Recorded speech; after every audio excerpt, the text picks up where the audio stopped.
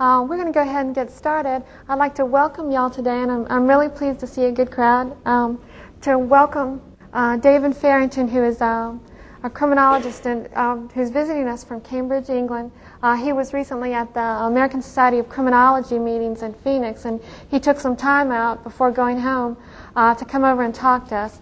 And he's going to talk to us today about some comparative issues of crime in England and America, and I also believe Sweden, too. So I'm not going to take up a lot of his time. I'm going to let him have you right now. Okay, thank you.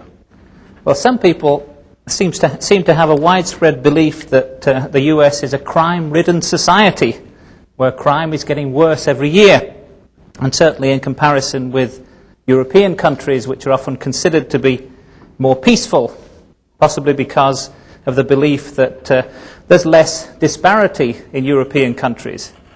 For example, income disparities are much higher in the US than they are in England, and Sweden, which is the other country I'll talk about today, is a much more equal society with a very extensive welfare system where there's really very little disparity, very little poverty of the sort that you would see in the USA. Of course, England is also viewed as peaceful. People know that our bobbies don't carry guns, generally, unlike your police officers. The bobbies are supposed to be helpful, though not all of them are. But, as I say, there's a widespread belief that England is more peaceful than the US, and certainly that Sweden will be more peaceful than the US. And, as I say, that things are getting worse in the US every year. Also, there's a widespread belief that the US is a rather punitive society. It sends a lot of people to prison per capita, certainly more punitive than European countries such as England and Sweden.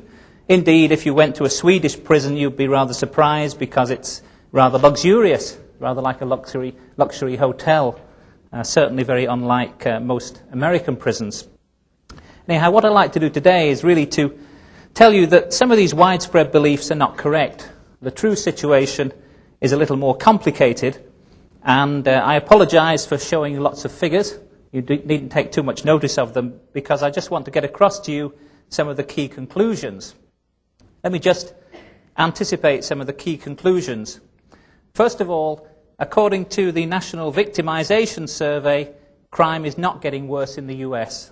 Crime has been going down steadily from the mid-1970s up to the present time, in general, that's for most crimes. Also, in England, in contrast, things are getting worse all the time. Crime is going up steadily. Furthermore, property crime in England, such as burglary and vehicle theft, is far more prevalent than property crime in the US. You are much more in danger of having your car stolen or your house burgled in England than you are in the US. So the US, relatively peaceful when it comes to burglary and car theft. However, that's not true of violent crime. Violent crime rates are much higher in the US than in England, and much higher also than in Sweden, which I'll talk about in somewhat less detail. Generally, the prison populations are indeed much higher in the US than in England. For example, the prison population in the US, if you add up federal prisoners, state prisoners, and people in local jails, currently is considerably in excess of 1 million. Your population is about 250 million. In England, our population is about 50 million, so we have about 1/5 of the population. If we imprisoned the same number of people per capita, then given your number in excess of 1 million, we should have more than 200,000 prison inmates. However, our current prison population is slightly less than 50,000. So you can tell per capita our prison population is only 1/4 of the US prison population. So, as I say, this is just a foretaste of some of the results that I'll show you, and also I'll talk about some of the interpretations, because what has happened in England is that the massive increase that we've had in property crimes such as burglary and vehicle theft have coincided with massive decreases in the probability of conviction for these crimes, and also in the probability of incarceration and indeed in average time served for these crimes. So really in England, life has been getting a lot better for criminals, at least for property offenders. Whereas in the US, generally, the marked decreases in both property and violent crimes have coincided with marked increases in the probability of conviction and the probability of imprisonment.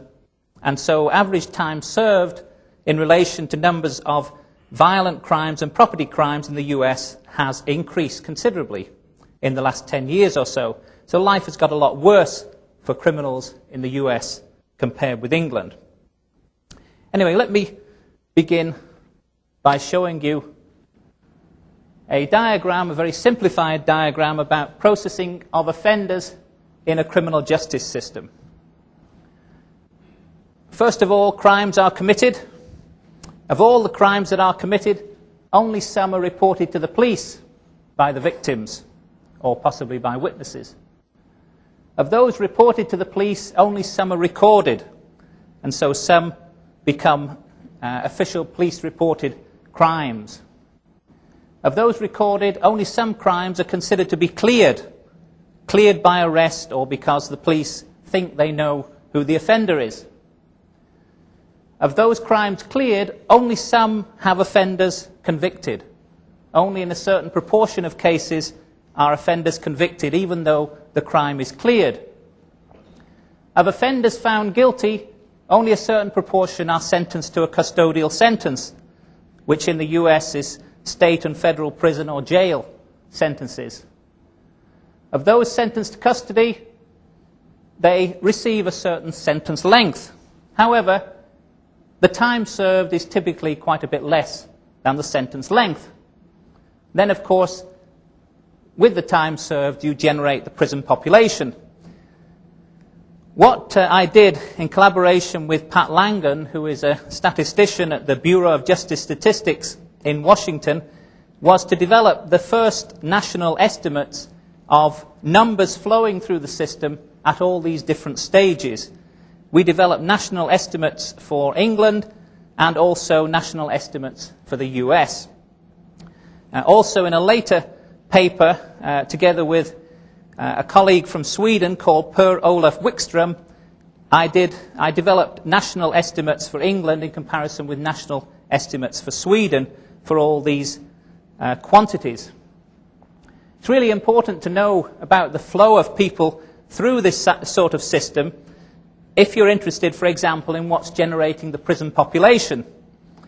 If you see a massive increase in the prison population, as for example in the US, where the prison population has tripled since the mid-1970s, is that generated by increasing numbers of crimes committed? Is it generated by increasing numbers of people convicted? Is it generated by increasing probability of custody following a conviction? Or is it generated by increasing time served? All these different things could cause increases in the prison population. And it's important to try and discover what's generating increases in the prison population, and as I say, to try and track offenders through all these different stages of the system.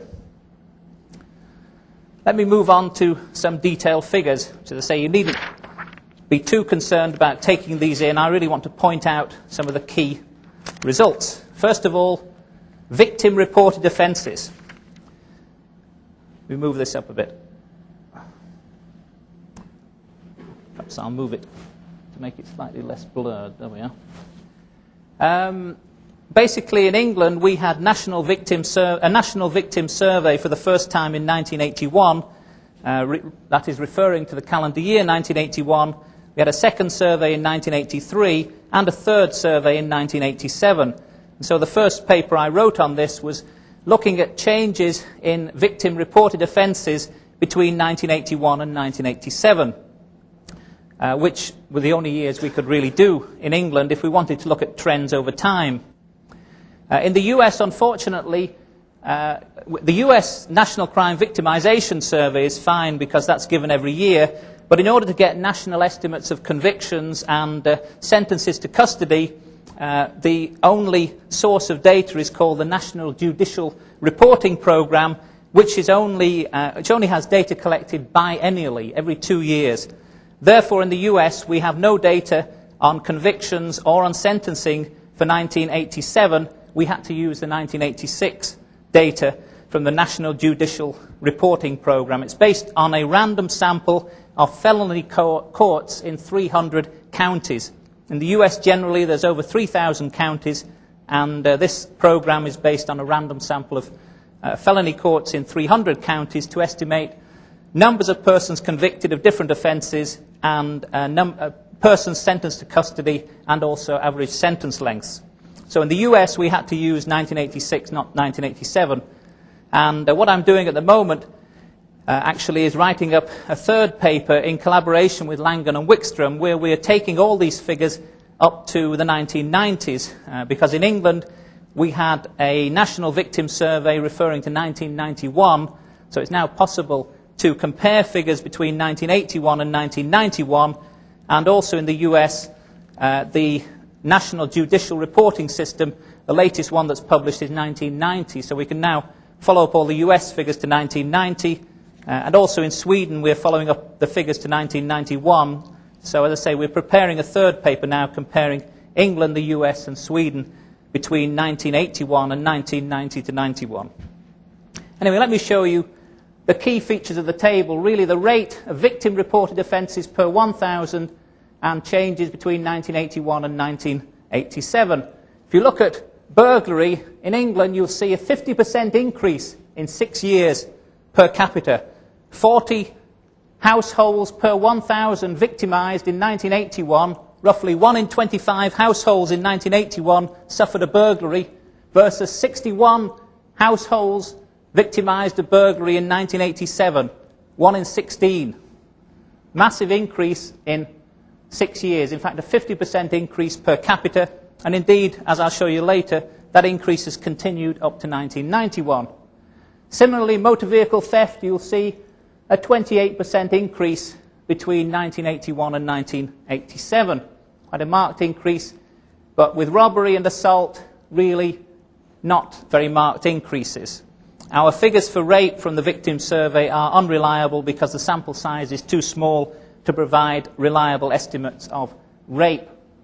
If we look instead at the US, you'll see decreases. As I said, things are getting better in the US, believe it or not. Burglary, for example, 1981, you had 88 burglaries per 1,000 households nationally in the US. By 1986, this is down to 61. So instead of the burglary rate being twice the English burglary rate as it was in 1981, by 1986 to 87, the two rates are the same, because England's increased and the US has decreased. See, a 30% decrease in burglary per capita. In fact, between the first year of the National Crime Victimisation Survey in 1973 and the latest year for which there's data, in 1992, the burglary rate has declined by half in the US. So there were twice as many burglaries 20 years ago per capita in the US as there are now. If we look at these other offences in the US, you'll see robbery declined by 31%. According to the National Crime Victimisation Survey, between 1981 and 1986, a marked decrease. I should say the assault figures are not comparable. All the other figures are comparable between countries. We tried our hardest to get comparable assault figures, but it's really impossible because the US figures we show here are aggravated assault completed with injury, which is the most comparable to the English figures for assault. But I think the English figures must be more inclusive still, since we still get much higher figures for assaults in England, and I find that a little counterintuitive. I'm inclined to think the criteria for assault must be different. As far as we can tell, I think the difference is that cuts are included in serious assault in England, but cuts are excluded in the US. I think what we need is very careful injury severity scoring systems so we can get comparable measures of injuries from assault. But at the moment, the boundary in the US between aggravated assault and simple assault is a rather fuzzy boundary, and similarly in England, the comparable boundary between what's legally classified as wounding, which are the figures I show here, and what's classified as common assault is a rather fuzzy boundary. So I wouldn't compare the assault figures, but the trends over time are quite reliable. The robbery figures are quite comparable. Motor vehicle theft, burglary are quite comparable. Rape is also comparable. You see in the US National Crime Survey, 31% decrease in rape per capita between 1981 and 1986. Again, as with burglary, from the first year of the National Crime Survey in 1973 up to the latest year where data is available in 1992, the rape rate has decreased by roughly 50%. There's about only half as many rapes now in the US nationally as there were 20 years ago. Things have got a lot better according to the National Crime Victimization Survey. I won't talk particularly about the other figures shown here. This really shows average offenders per offence. We have to have that in order to try and work out probability of conviction, because of course if you have 1 million burglaries in a country and on average there's 2 offenders involved in each burglary, you actually have 2 million burglars who are at risk of being convicted. So it's essential to know average number of offenders per offence if you're trying to work out risk of conviction, and we obtain that in the National Crime Survey. These other figures show probability of offences being reported. According to victims, you'll see that almost all motor vehicle theft offences are reported, but not so many of the other categories, maybe only half. And the bottom figures show the probability of police recording an offence. So the probability of recording an offence has increased dramatically in the US, particularly for assault and rape over this 5-year time period. Generally what's happened over the years, just to anticipate, is that crime rates in the US, according to the Victimization Survey, have gone down, but the police have recorded more and more crime. And I think that's because the police are becoming more bureaucratic, more computerized, engaging more and more in what you might call defensive policing. They're frightened not to record anything that's reported to them in case there's some subsequent legal suits against them. So the police are recording more and more of the crimes which are reported to them, and particularly you'll see with assault and rape. Of course, many assaults that are recorded are domestic assaults, and assault and rapes have gone up tremendously in terms of the probability of recording in this time period, indeed in the whole time period recently. Let me move on to police recorded offences.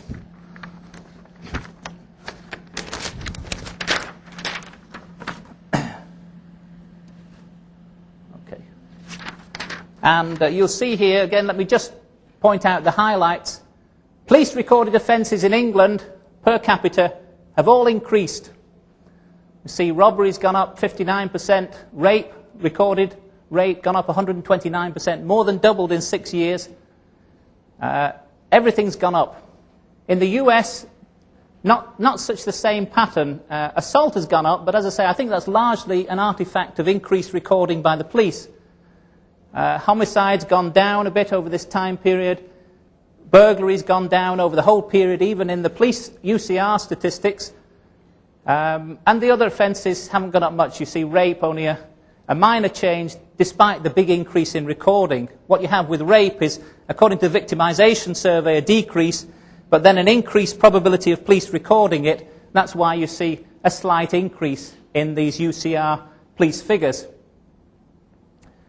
And then, if you compare England with the US, you'll see on police recorded figures, England's higher than the US in burglary, England's higher than the US in motor vehicle theft. So even on police recording figures which have gone through the filter of reporting by victims and recording by the police, England still has more burglary and motor vehicle theft.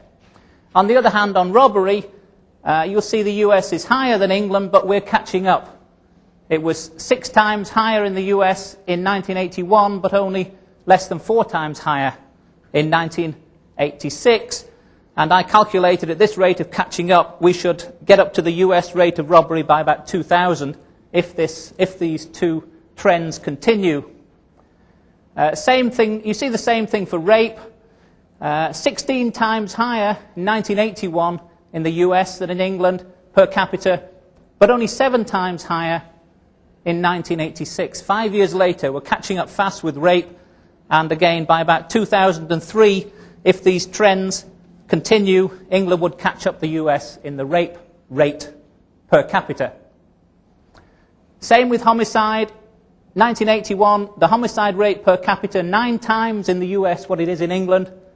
By 1986, it's only 6 times what it is in England. So we're catching up even on violent crimes, which are much generally more prevalent in the US. And of course, we've overtaken the US in these property crimes of burglary and motor vehicle theft. The bottom thing just shows probability of clearance given recorded. I don't think I'll talk about that. I think I'll move on to convictions, numbers of persons convicted in the two countries. By the way, if you want to read this in more detail, these tables are taken from a paper published in Justice Quarterly in 1992 by myself and Pat Langan. Numbers of convictions. You'll see numbers of persons found guilty of burglary and vehicle theft in England has declined considerably by 27% for burglary, 29% for vehicle theft. So an absolute decrease in number of persons being found guilty of these offences. An absolute increase in rape. I think there's been a big effort by the police. You remember a massive increase in numbers of recorded offences of rape over this time period. Also a big increase in numbers of persons convicted of rape. In the US, you see the same decrease in burglary, somewhat of an increase in assault and rape. I'll skip to the bottom here to talk about probability of a conviction given an offender, because this bottom table basically relates the numbers of offences reported by crime victims to the number of persons convicted. As I said, controlling for the number of offenders per offence. So if you calculate the total number of burglaries, for example, in England, according to the victim survey, and you relate it to the number of persons found guilty of burglary, you find 1 in 35 burglary offenders gets convicted in 1981. By 1987, it's 1 in 78 burglary offenders gets convicted. Comparing the victim survey figures with the official police conviction figures. Life's got a lot better for burglary offenders. The chance of getting convicted has declined by 55% in 6 years. For motor vehicle theft, it's the same phenomenon. 1 in 18 motor vehicle theft offenders were convicted versus 1 in 35, but 6 years later, chance of conviction has declined by 48%. The reason for these big declines is partly a massive increase in police warning of offenders. There's been a big move in England not to convict offenders because it's considered to be a bad thing to do. I think partly because of beliefs in labelling theory, the idea that if you take someone to court and convict them, then it makes them worse rather than better. So there's been a tremendous increase in diversion programs where offenders are warned rather than being taken to court. And this is particularly applied to property offenders, particularly to these burglary and vehicle theft offenders. You don't see the same changes for violent offenders. Actually, probability of conviction has stayed fairly constant for robbery and assault. You see a different phenomenon in the US. It goes in the other direction. The probability of conviction following an offender has increased for burglary, but it's particularly increased for robbery, assault, this is aggravated assault, and particularly rape.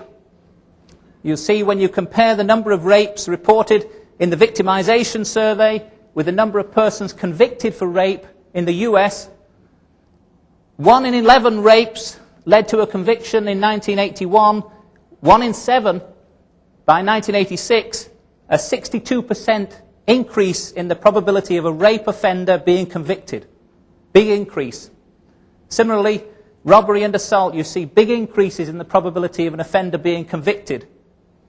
Generally, these probabilities are much higher, well, they're higher anyway in the US than in England.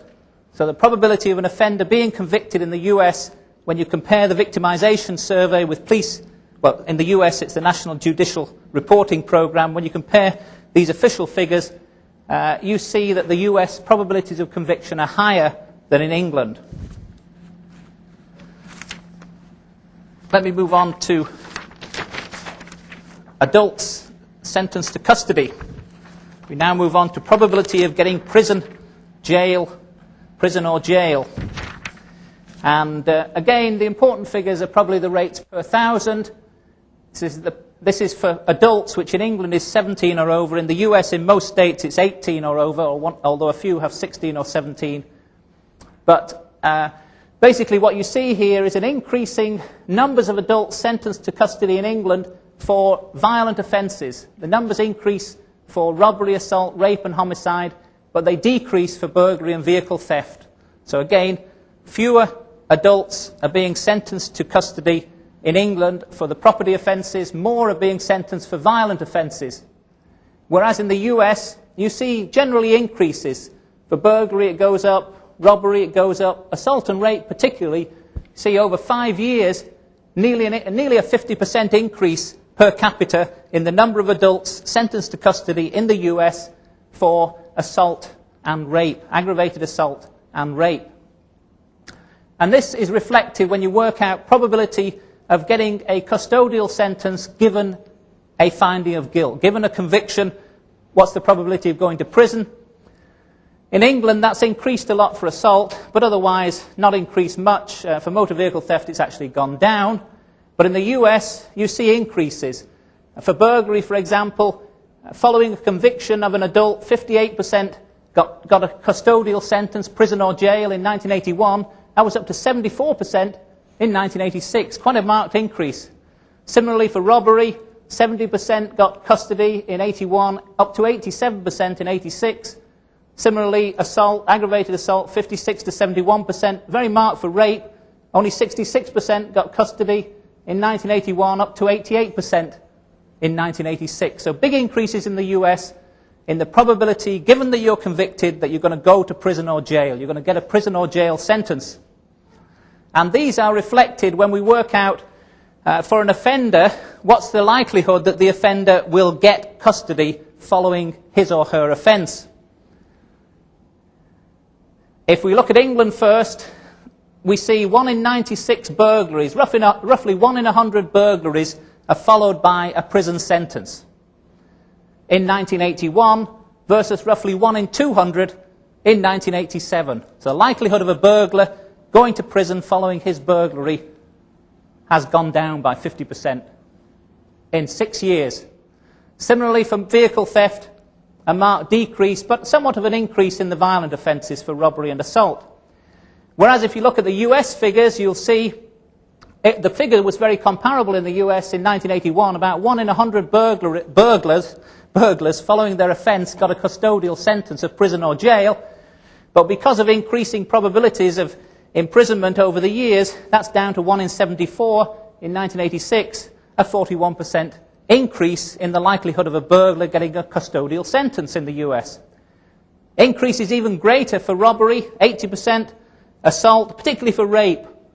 The likelihood of a rape offender getting a custodial sentence following a rape has more than doubled.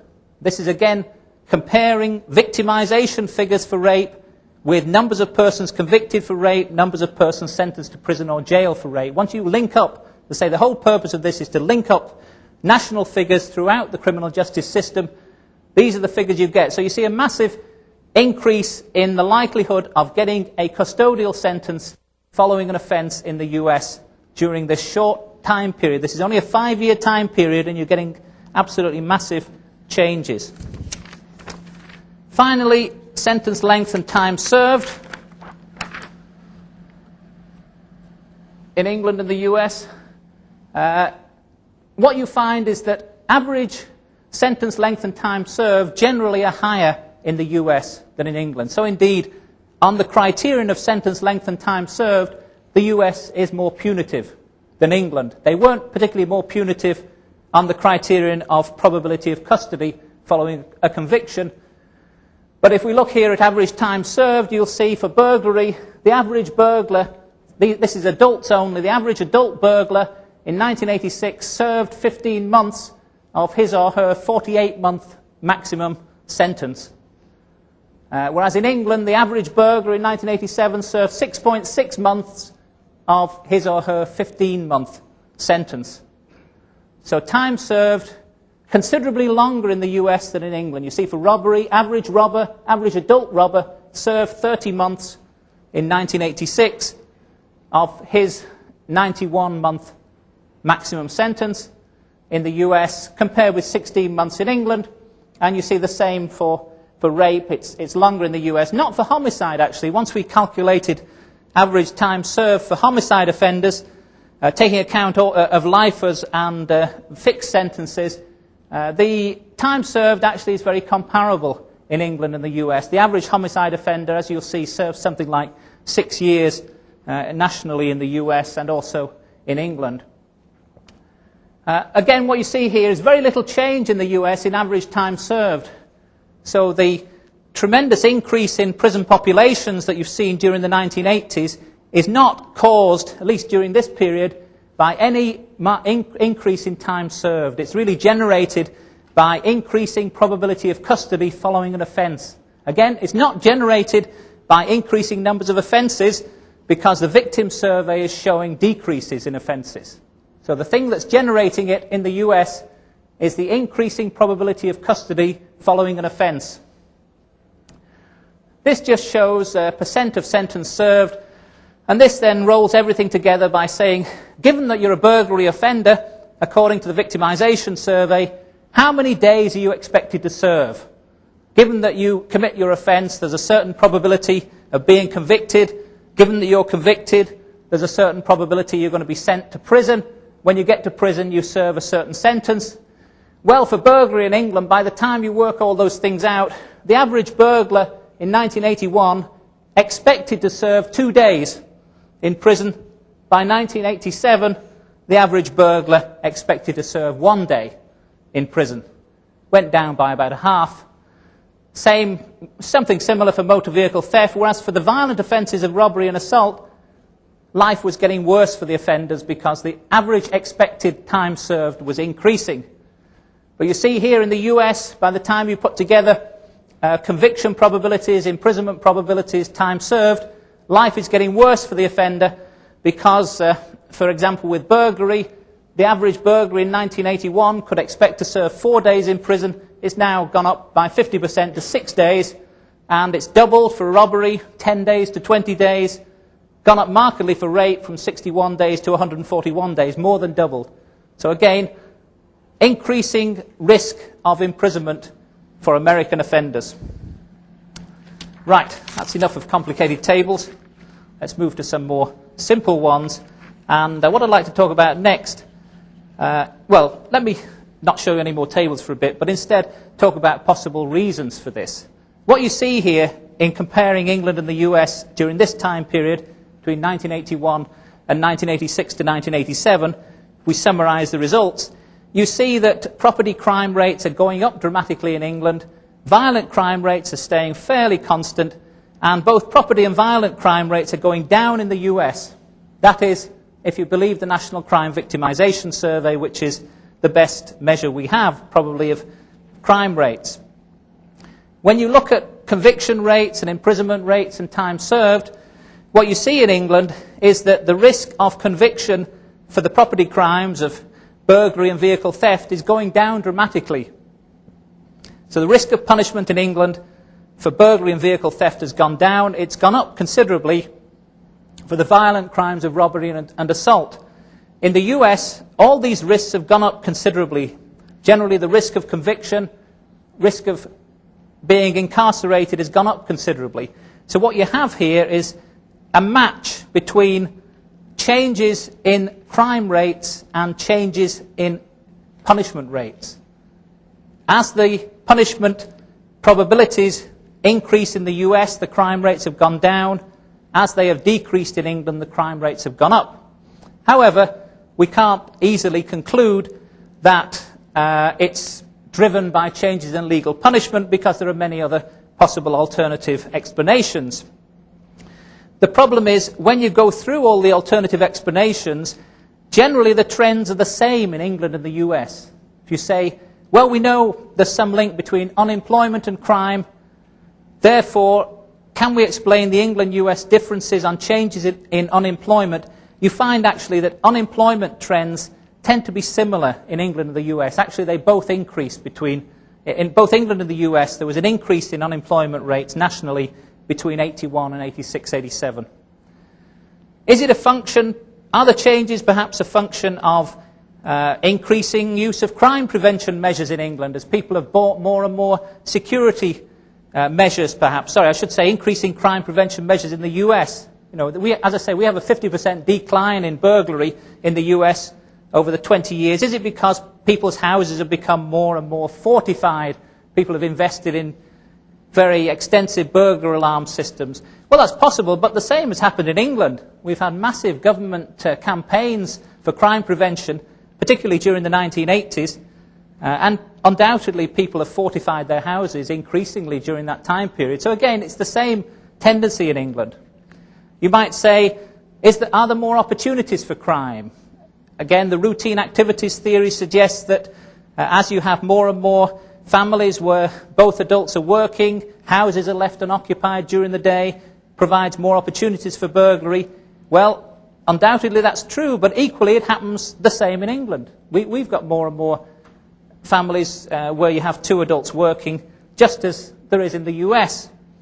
And once you start going through these things, we went through a lot of possible explanations in our paper, covering changes in mobility. We covered changes in family size. We went through a lot of things which were alleged to be causes of crime, things like changes in child-rearing methods, one-parent families, divorced parents, school failure, truancy, drug use, alcohol consumption. Drug use and alcohol consumption have increased considerably in both countries. So the trends are the same. The real problem in explaining this is that most things you look at, the trends are the same in England and the US, except changes in legal punishment. And that's why we suggested that might be one explanation for it. That made us very unpopular with criminologists. And I shall be very careful about suggesting anything like that in the future, because criminologists don't like to believe in any connection between legal punishments and crime rates.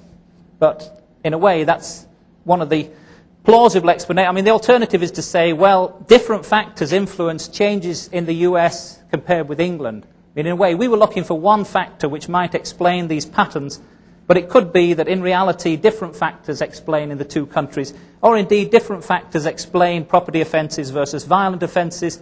Maybe we shouldn't be just looking for one simple factor. Maybe we should be looking for more complicated things.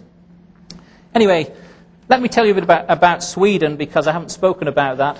And these are more simple tables just to show comparisons between England, America and Sweden. So if you look at the burglary rate, 1986-87, you'll see 61 per 1,000 households in England, 61 in America, 30 in Sweden. So the burglary rate's only half in Sweden what it is in England and the US. However, for vehicle theft, you'll see the US is the lowest of the three countries. 10 vehicles stolen per 1,000 households. Again, maybe we should do this per 1,000 vehicles registered, in which case the US would look even better because they have more vehicles registered per population than England or Sweden. But even on a population basis, the US is low on motor vehicle theft. And on robbery, the US is high, but not that high. I mean, you see, figures aren't that different, really, per 1,000 people. The robbery rates aren't that different. The US is the worst, England's in the middle, and Sweden's the worst, but the figures are not that different. Let me skip over some of these other tables, and let me show you probability of custody given conviction, because this shows, let me move it across a bit. It shows for 1986-87, England versus the US and Sweden. And you see, for burglary, probability of custody following conviction is highest in the US, somewhat lower in Sweden, lowest in England for burglary, since we don't send burglars to prison anymore to anything like the same extent. But for robbery, you'll see the US and England comparable, Sweden a bit lower. For rape, actually the US was the lowest of the three countries, because almost all rapists in England got a custodial sentence, and more than 90% in Sweden. And for homicide, England was the lowest. We seem to give a lot of our homicide offenders probation, whereas 98% of homicide offenders in the US got custody, 98% in Sweden also got custody. But what you see here, actually what's happening is that the US, to a large extent, is catching up with the other countries between 81 and 86. If you take rape as an example, the US is still the lowest in the probability of custody following rape, but look at this increase in 5 years, a 34% increase, whereas the other two countries are staying more stable. Similarly with robbery, the US has caught up with England. and with burglary, the US is the highest. But to some extent, what you see during those 5 years is the big increase in probability of custody is the US catching up with England and Sweden. So not necessarily showing punitiveness of the US, but rather catching up the other countries, at least in probability of conviction. And then if we look at average time served, well, the widespread belief that Sweden is less punitive is correct. Because you'll see in Sweden, the average burglary offender who was sent to prison only served 4.5 months. In England, it was 6.6 months. In the US, 15 months. And the same for robbery, whereas the average robber in the US served 30 months, in Sweden it was only 11 months for the average adult robber sentenced to prison. For rape, again the US is highest, 36 months. Sweden, the average rape offender sentenced to prison only served 14.8 months. But for homicide, very comparable actually, very similar in all three countries. Between 5 or 6 years the average homicide offender serves. Let me just show you one or two more slides, bringing us up to date a bit more.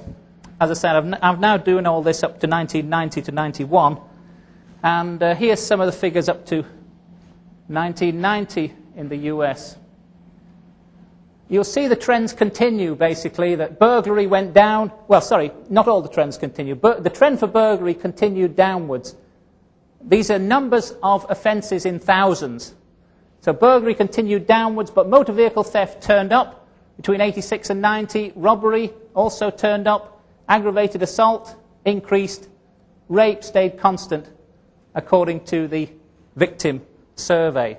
So in the US, things seem to be changing between 86 and 90. The steady decrease in burglary and rape continued, but there seemed to be somewhat of a turn-up in some of these other offences.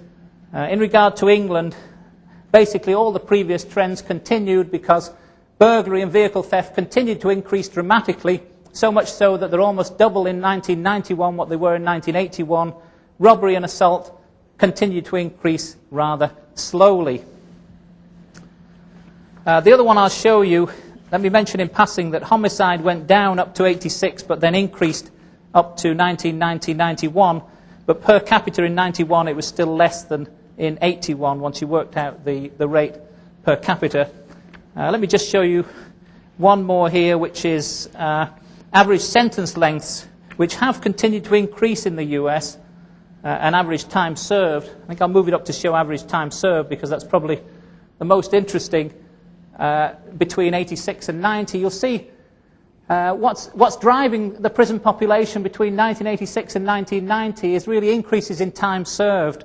Those previous increases you saw in the US for probability of custody stopped really in 86. There weren't any more. But what happened after 86 is that time served continued to increase.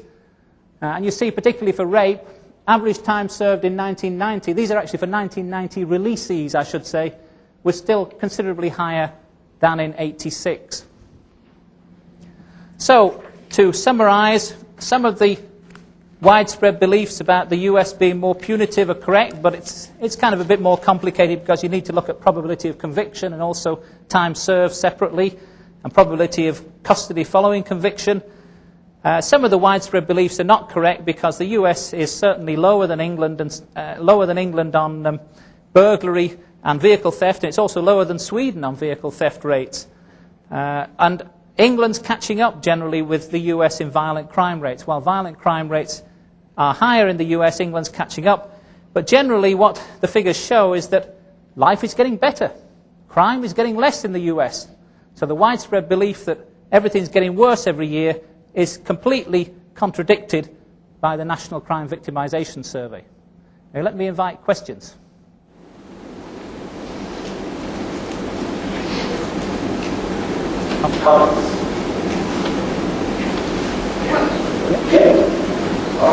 If those figures are brought up to 93, you expect a major change. The reason I ask that is in Texas, they have just passed a law that made imprisonment much longer than before. That's why the law is so violent in Texas. Well, I don't know. The problem is there's always a delay with these things. You see, you can't do it immediately. For example, the latest figures we could do it for with the National Judicial Reporting Programme for 1990 is just published in 1993. And similarly, the National Corrections Reporting Programme for 1990, I think, is only just published in 1993. So there's always a kind of 3-year delay with the figures you need. So I don't know what the answer would be. The UCR is faster. They come out with only a year delay. But I don't know what's happened. As I say, I've only taken most of the National Crime Victimisation Survey. We know what's happened up to 1992. But in terms of most of the conviction figures and the sentencing figures and the time served figures, we can only do them up to 1990 in the US. I guess the big question will be whether or not you sentence may trend towards more punitiveness by law the legacy of the United States. Yeah, well, this is an interesting point, actually, because it's really saying, why do you get these increases in the US in the 1980s in the probability of custody following conviction and in the steady increase in the average time served? I mean, is it because of legal changes or restrictions on parole, for example, or changes to the parole system? Is it because of increasingly punitive attitudes, perhaps an increasing belief in incapacitation and deterrence as penal aims, maybe? It's, when you're dealing with national figures, not always easy to decide what the true reason is, but many theories for it. Other comments, questions? I noticed you talk about capital punishment. In Sweden, they don't have any. No capital punishment. No, we don't have it in England or Sweden. In the US, roughly 2% of murderers are given capital punishment. But what happens is that the vast majority of them end up serving life. And so in our estimates, we assume death was the same as life, because the majority of those 2% eventually serve life. They don't normally get executed. Again, the deterrent effect of capital punishment on murder is a very controversial topic. I don't think I've got time to talk about now.